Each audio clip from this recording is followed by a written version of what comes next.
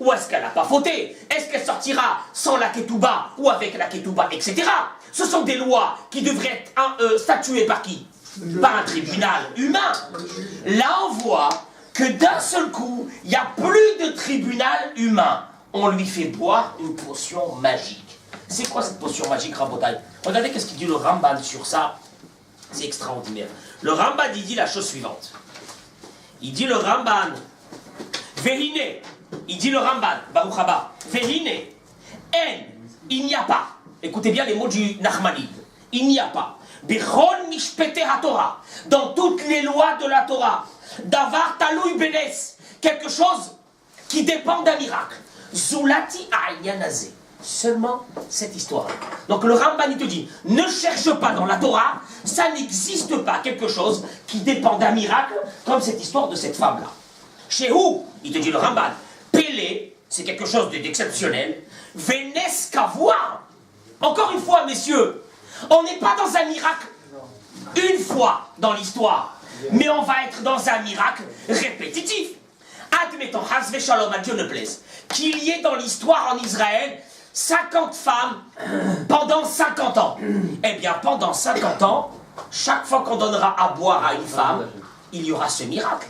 C'est du jamais vu. Akadosh Baruch Hu, il a fait des miracles. Le miracle, il a été quoi? Unique pour un moment. Or là, on assiste. Sinon, ce ne serait pas un miracle. Mais bien sûr, mais on assiste à un miracle qui est quoi ici? Répétitif. Et il dit le Ramban. Chez Yaaseh Israël, Biyotam Robam Osim Retsono Shel Makom. Vous savez quand est-ce que ça se passera ça? Seulement dans le cas où la majeure partie des béné Israël font la volonté de Dieu. Pourquoi? Il dit qu'Akadosh Baruch Hu a voulu quoi? A voulu punir ces femmes. De ne pas faire comme la débauche des autres peuples. Ou les nakot Israël minamam zerut. Et pour ne pas qu'il y ait dans le peuple d'Israël des mamzer. Chez Iyou, pourquoi? Et pourquoi ça? Chez Iyou Re'ouim, les Hashrot Shrina Betocham. Afin que l'Esprit de Dieu puisse s'instaurer sur le peuple d'Israël. J'explique. Le Ramban, lui, te dit une chose. Baruch Haba. Le Ramban, il te dit une chose. C'est que. Toi, tu te poses la question. C'était quoi la première question qu'on a posée? C'était que jamais on a vu qu'il y a un miracle. Un miracle pour statuer sur une loi intime entre un mari et une femme. On n'a jamais vu ça. Le Ramban, il te dit, c'est pas une intervention divine pour un couple. Le Ramban, il dit, c'est une intervention divine pour l'entité du peuple d'Israël. Afin que Dieu puisse instaurer sa Shekhinah, son esprit, dans le peuple d'Israël, il ne faut pas qu'il y ait des mamzerim. Et il faut qu'il y ait une pureté familiale totale. Et pour qu'il y ait ça, eh bien, Kadosh Baruch Hu dit, je suis obligé, moi, de mettre l'eau pour qu'on soit sûr et certain que cette femme-là, est-ce qu'elle a fauté ou elle n'a pas fauté. En d'autres mots, il te dit le Ramban, ici, on n'est pas dans une situation familiale intime, mais on est ici dans quoi? Dans un projet d'Akadosh Baruch Hu pour la sainteté du peuple d'Israël. Et d'ailleurs, regardez qu'est-ce qu'il dit le Ramban. Et il dit, Véléfikar. Et c'est pour cela. Pasaka Inyanazé Misha'a Shinit Kalkelu. Au moment où il y a commencé leur allénou à avoir, à Dieu ne plaise, de la débauche dans le Ham Israël, l'histoire de ce vers-là, elle s'est arrêtée. Je pense quelques années avant la destruction du Beth Amikdash. C'était fini. Parce qu'il n'y avait plus cette Kedusha dans le peuple d'Israël. Et il dit, comme il est écrit dans Masechet Sota, Mishirabu Hano Afim, Pasku Mesota, au moment où c'est qu'il y a eu des hommes et des femmes qui ont trompé leur conjoint, l'histoire de l'eau de la Sota, elle s'est arrêtée. Pourquoi? Parce que tant qu'il y avait cette eau de la Sota était référence que le peuple d'Israël tout entier, il était quoi? Le Kadosh. Et quand il n'y avait plus cette Kedusha, eh bien c'était terminé cette histoire de l'eau de la Sota. Donc encore une fois, ici c'est une intervention divine pour projeter la Shekhinah dans tout le peuple d'Israël. Ce n'était pas simplement pour arranger une histoire entre un homme et sa femme. Ça c'est la première chose que nous dit le Ramban. Donc si tu veux savoir pourquoi il y a eu un miracle, parce que le miracle démontrait, tant qu'il y avait ce miracle de l'eau de la Sota, ça démontrait que quoi? que le peuple d'Israël, dans son entité, il était quoi? Il était kadosh. Ça, c'est la première chose que nous dit le Rambam. Ça ne répond pas encore les autres questions. Qu'est-ce qui s'est passé ici? Mais regardez Rabotai, on va le voir tout de suite. Il dit... encore une fois, on n'a pas répondu. Comment ça se fait qu'il faut un miracle pour une décision de tribunal? Qu'est-ce qu'un miracle est venu faire? Ça, c'est la première des choses, on n'a pas encore répondu. Deuxième chose, c'est que d'effacer le nom d'Akadosh Baruch Hu pour ce miracle, alors qu'on sait l'interdiction d'effacer le nom d'Akadosh Baruch Hu. Qu'est-ce que Dieu a voulu ici? Là, ici, on voit qu'il a mis des moyens exceptionnels qu'il a mis nulle part. Qu'est-ce qui se passe? Très bien.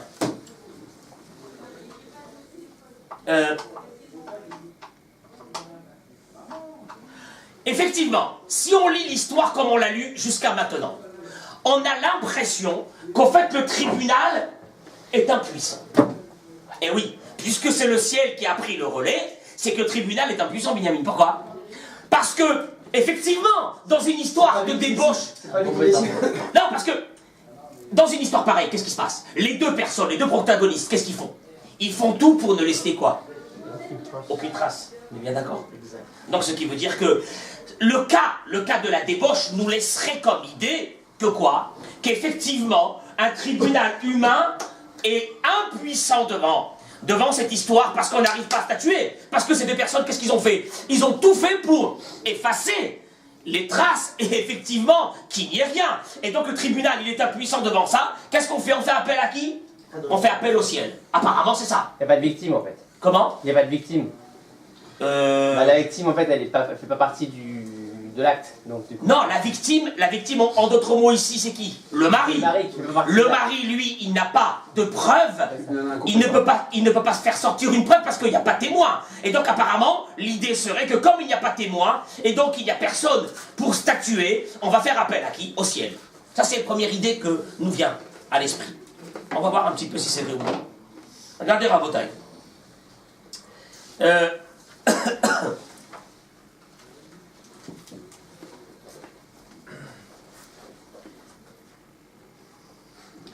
Est-ce qu'on a ici, je vous pose la question, est-ce qu'on a ici quelque chose d'objectif qui met en parallèle le mari et la femme? Apparemment ici, qui est le décideur de tout ça? Hein?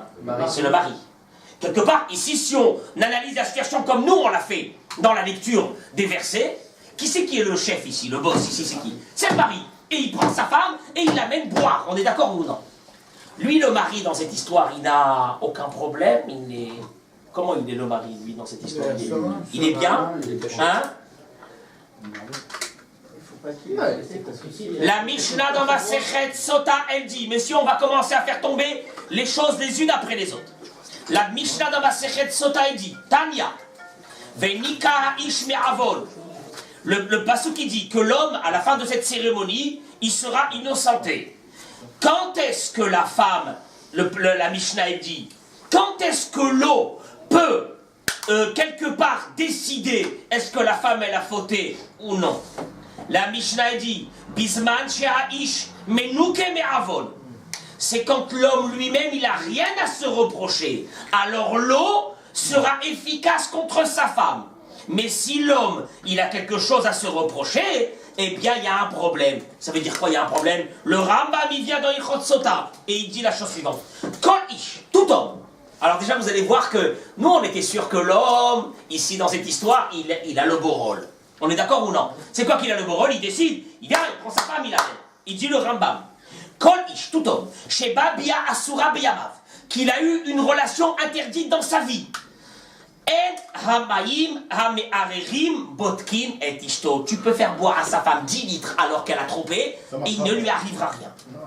Donc déjà, on commence, regardez déjà, on commence à mettre déjà nous on était sûr que la femme ici dans l'histoire, le mari se lève un bon matin et il apprend. Déjà avant qu'il apprenne, il faut que lui, jamais il y a eu un problème avec lui. Hein, pas seulement ça. Le Rambam il continue et il dit la chose suivante. Il dit le Rambam. Mais un homme qui est parti avec une autre femme un jour, En amaim bodkim et ishto, l'eau ne font rien sur sa femme. Veim avar vit. Maintenant, lui, Ça lui retombe dessus ou pas? et quand même, maintenant, lui, il a honte de... Maintenant, s'il a honte de dire que lui, un jour, il a fauté, et il veut amener sa femme pour la faire boire, on est d'accord? Il rajoute sur sa faute. Pourquoi? Parce que chez Gorem, l'Hachem a Meforash. Parce que d'abord, le nom d'Akadosh Baruch Hu, il est quoi? Effacé pour rien, puisqu'en fin de compte, il va rien se passer. Mais mieux que ça, et il fait sortir une mauvaise réputation sur cette eau. Pourquoi? Parce que chez Ishto mérite la Kherot, parce que sa femme va dire à ses copines qu'elle a vraiment fauté et qu'en fin de compte l'eau, ça a rien fait. Donc déjà, avant qu'un mari puisse amener sa femme, il faut que lui-même, il soit dans une situation clean, impeccable. Ça c'est première chose. Il n'y a pas des prophètes à ce moment-là? Hein? Il n'y a pas des prophètes à ce moment-là? Les prophètes pouvaient statuer directement si vous voulez. Est-ce qu'une prophétie peut rentrer dans un problème de halakha? Je sais pas. Je sais pas. Ça, une prophétie de dire voilà, toi et toi et toi, ça, je sais pas. En tout cas, on l'a jamais vu dans le peuple d'Israël. Autre chose. Il continue le Rambam et il dit, pardon, la Mishnah elle dit, Keshem Shehamaim Botkim. Alors, vous allez me dire, bon, le mari, il faut qu'il soit vraiment quoi? L'homme qui est parti avec elle. Binyamin. L'homme. Là, allez-nous, il y a un homme, oui. Cette femme-là, cette femme mariée, elle est partie avec un autre homme. L'autre homme.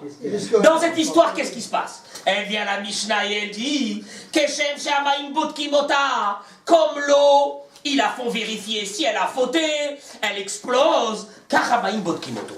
Lui aussi, il peut se trouver aux États-Unis à ce moment-là, il explose sur place. Donc déjà, on commence à remettre l'histoire que l'homme, les pendules à l'heure. L'homme, la femme, on avait l'impression que la femme, elle était tout en bas. Là, déjà, on est en train de mettre une réalité. C'est pas terminé. Ça, c'est celui qui a fauté avec elle. Hein? Celui qui a fauté avec elle aussi. C'est-à-dire qu'à la base, s'il y en avait un qui devrait la dissuader, c'est bien ce monsieur, parce que dans le cas contraire, il sait que si elle a dû, elle meurt et lui, il meurt aussi. D'un seul coup, la vie du fauteur dépend. La vie du fauteur, elle dépend de la femme. Nora Ve'ayom. C'est pas terminé. Même s'il n'a pas bu. Hein? Et lui, il n'a pas besoin de boire. Via cette femme-là, lui aussi, il explose. Ça, c'est le premier chose. Hein? 2 minutes, on arrive à ça. 2 minutes. Ve'avar ala. Hein? C'est ce que vous allez me répéter ces mots à la fin du shiur. Et vous allez voir, est-ce que ces mots-là, ils veulent dire quelque chose ou non. 2 minutes. On continue. Ve'avar ala v'ruach kin'a ve'kinet ishto. Donc cet homme-là, qu'est-ce qui se passe? Il a eu un vent de jalousie, et donc il veut quoi? Il va avertir sa femme. Qu'est-ce que ça veut dire, il avertit sa femme? Alors, il faut savoir que la halakha, elle est de la façon suivante. Le Rambam, il dit la chose suivante. Kinouy ha'amur abatora, v'kine et ishto, hu sheyomar la bifne edim, al tistatri imploni. Donc, début du scandale, il commence par quoi? C'est que l'homme, il a entendu que sa femme s'isole avec quelqu'un, il va attraper cette femme-là. Devant qui? Devant 2 témoins. Et il va l'avertir de ne pas s'isoler. On est bien d'accord? C'est pas que simplement un bon matin il s'est réveillé et il a dit j'ai un doute sur ma femme. Ça marche pas comme ça. Il faut d'abord qu'il avertit devant 2 témoins. Ça c'est la première chose. Très bien. Et on continue. Le Rambam il continue. Ça c'est ce qu'on appelle kinouï. Kinouï c'est d'abord de l'avertir devant 2 témoins. Première chose. Bon, après, quand il a averti devant 2 témoins, déjà, elle a eu honte. Hein. Déjà que son mari, il attrape avec 2 personnes et il lui dit ça. Ça devrait en principe quoi? La dissuader, la calmer, on est d'accord? Eh bien, la Torah continue et dit Venistera. Qu'est-ce qu'elle a fait? Il dit le Rambam Shetistater imotoha ishi amarla altistater imo. Elle est retournée et elle s'est isolée avec l'homme qui lui avait dit devant 2 témoins de ne pas s'isoler. Et attention, il faut que cet isolement a été constaté par 2 témoins. Qu'est-ce qu'ils ont constaté, les 2 témoins? Ils ont constaté quoi? L'isolement. Ils n'ont pas constaté autre chose. Hein. On est d'accord? Ils n'ont rien vu. Ils ont vu simplement que cette femme-là est rentrée avec cet homme un certain temps. À l'intérieur, très bien. Ok. Ça suffit, hein. Ça peut être arabe. Vous avez se parler, Une seconde. Là déjà, on est dans un cas de figure d'une pauvre femme que son mari est devenu jaloux d'un seul coup, ou bien il y a eu tout un processus. On est d'accord ou non? Donc déjà, cette femme-là, à ce stade-là, c'est vraiment elle cherche des problèmes. On est d'accord ou non? Ah, c'est première. Très bien. Hein? Bah, justement, là je reviens au début du sujet. C'est pour ça que la Torah, qu'est-ce qu'elle nous dit au début du sujet? Elle nous dit Veshachav ishota shirvat zera. Il y a ici, Simon, toutes les preuves corroborantes que quoi? Que sûrement, écoute, il a averti devant 2 témoins. Elle est retournée, qu'est-ce que c'est pratiquement sûr. C'est pratiquement sûr. C'est pas que la Torah. La Torah a voulu te dire, cette femme est en train de faire tout ce qu'elle est en train de faire, c'est pour nous amener justement à une idée qu'elle a vraiment fauté avec quelqu'un. Donc déjà, c'est pas une petite victime qui n'a strictement rien fait, que son mari s'est levé un beau matin et qu'il est devenu fou et qu'il était jaloux et qu'il a pris qu'il veut l'amener pour faire boire. Hein? On n'est pas du tout dans ça. Très bien. Ok, je continue. Alors pourquoi s'en remettre à Dieu? Hein? Pourquoi s'en remettre à un miracle, on est quasiment sûr? Hein? Ah oui, il a raison. Pourquoi s'en remettre à un miracle, on est quasiment sûr? Encore une fois, la faute elle-même, on l'a pas vue. La faute elle-même, on l'a pas vue. Une seconde. Mieux que ça, je vous pose une question. Si il y a eu 2 témoins qui l'ont vu s'isoler, mais il n'y a pas eu 2 témoins pour l'avertir. Le mari l'a pas averti. Est-ce que ça compte en tant qu'il puisse la prendre maintenant? Non. Chez le Cohen? Non. Il faut qu'il y ait d'abord un vrai processus. Lequel? D'abord. En flamme. D'abord avertissement, devant 2 témoins. S'il n'y a pas eu l'avertissement, même s'il y a eu l'isolement, c'est pas suffisant. Donc vous voyez bien qu'avant de l'amener, où on en est. On continue. Et d'ailleurs, le Rambam nous dit, s'il n'y a pas eu d'avertissement avant, et 2 témoins sont venus nous dire qu'elle s'est isolée, l'on esra al ba'ala. Elle n'est pas interdite à son mari, ve'ena shota, et on ne lui fait pas boire l'eau. Encore une fois, pour lui faire boire l'eau, il faut qu'il y ait avertissement, et il faut qu'il y ait quoi? Le maximum, quoi. 2 témoins. 2 témoins, de l'isolement. 2 choses. On continue. Très bien. Ça rentre dans le process. Qu'est-ce que... Ok. Maintenant, je reviens, Stéphane. Il a averti devant 2 témoins. Elle s'est isolée devant 2 témoins. Qu'est-ce que le mari fait? Il a tué. Il a dit, monsieur Tuitou, il a tué. Il a tué. On n'en parle plus. Qu'est-ce qu'on fait? Allez. Non mais une seconde. On va aller en crescendo. Quelle est la première solution qu'a le mari? Il a prévient. Hein? Non, c'est fini, c'est fini, ça y est, c'est fini. Il fait boire l'eau. Non, il fait boire l'eau directement. Hein? Il vient, le Rambam, il nous dit, la première chose. Le mari peut décider qu'il ne veut pas rester avec elle et il lui donne le guet et la ketouba. C'est trop facile. Pourquoi le guet et la ketouba? Parce qu'il n'a pas vu fauter. Il n'y a pas de preuve qu'elle a fauté. Mais s'il aime, il veut Une seconde. savoir la vérité. Comment? S'il aime, il veut savoir la vérité. Est-ce qu'elle l'a trahi ou pas? C'est de quoi il donne la photo? C'est pas facile en vrai. il a le droit. Non mais Stéphane, à ce stade-là de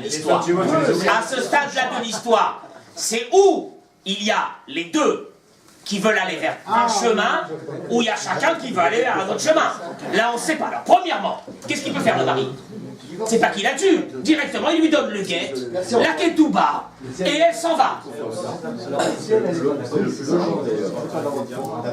Comment? La femme, elle s'est éloignée avec un mec, c'est éloignée avec un mec, c'est fini. Elle a dit non. Elle a dit non. Elle a dit quoi? Il n'y a pas de preuve, il n'y a rien. Simon, à ce stade-là, le mari ne peut pas rester avec elle comme ça. Qu'est-ce qu'il fait? Maintenant, il a averti devant 2 témoins. Elle s'est isolée devant 2 témoins. Qu'est-ce qu'on fait à ce stade? Non. Avant ça, il y a d'autres solutions avant ça. Avant de faire boire l'eau. Première, divorce. Deuxième, c'est que la femme peut décider qu'elle ne veut pas boire l'eau. Ça change tout. Elle a le droit. Ah oui, on ne savait pas qu'elle avait le droit, Benjamin. Attendez une seconde. La halakha, le Rambam, il te ramène la Mishnah, c'est que la femme peut dire « je ne veux pas boire cette eau ». Alors dans ce cas-là, si elle ne veut pas boire l'eau, il la libère, il la divorce, sans lui donner la ketouba. Excusez-moi, c'est quoi la différence? Non. C'est quoi la différence? C'est l'argent. La ketouba, c'est l'argent qu'on doit donner à cette femme en tant que garantie d'assurance quand on la laisse partir. Quand on la laisse partir. Premier cas, c'est l'homme qui prend l'initiative et donc il lui donne la ketouba. Deuxième cas, c'est elle qui dit « je ne veux pas boire l'eau ». Et ça, c'est nouveau dans l'histoire qu'on vient de s'apprendre ce soir. C'est que nous, on avait l'impression qu'on prenait la femme et qu'on la faisait boire de force. Non, elle a le droit de dire « je ne veux pas boire ». Et on la fait quoi? Et on la fait sortir. Deuxième chose. Une femme sans ketouba, ça c'est... Non, même dire Autre chose. les enfants, les parents. Je répète ce que dit le Rambam. Le Rambam, Imam Rassi, elle a dit Eni temea ve eni shota. Je ne me suis pas rendu impur et je ne veux pas boire. En kofin ota lishtot. On ne l'oblige pas à boire, on la fait sortir. C'est terminé. S'il n'y a pas de témoin, Hein? Ouais. Bien sûr. S'il n'y a pas de témoin que de la Havera en elle-même. Parce que s'il y a des témoins de la Havera en elle-même, il n'y a pas besoin de boire. Elle sort tranquillement et elle s'en va. On est d'accord? Très bien. Juste s'il y a doute, quoi. Donc je vous pose la question. Dans quel cas une femme, elle va boire? Bah, ou elle est sûre d'elle, ou elle est sûre que son mari l'a fait. Ou alors Ça elle veut fait dire son mari l'a elle est faussé. sous d'elle, Simon. On parle ici d'une femme qui n'a strictement rien fait et que, oh, ça commence à changer un petit peu. Jusqu'à maintenant, c'était barbare, on la prenait de force, on lui faisait boire, elle explosait. Là, on n'est plus du tout dans ça. Alors, Stéphane, de quelle femme on parle ici? Une femme qui veut quoi? Qui veut les enfants. Le shalom. Qui veut quoi? Qui veut quoi? Elle veut le shalom. Elle s'est rendue compte qu'elle est allée quelque part trop loin. Qu'elle veut maintenant, Baruch Hashem, parce qu'elle n'est pas encore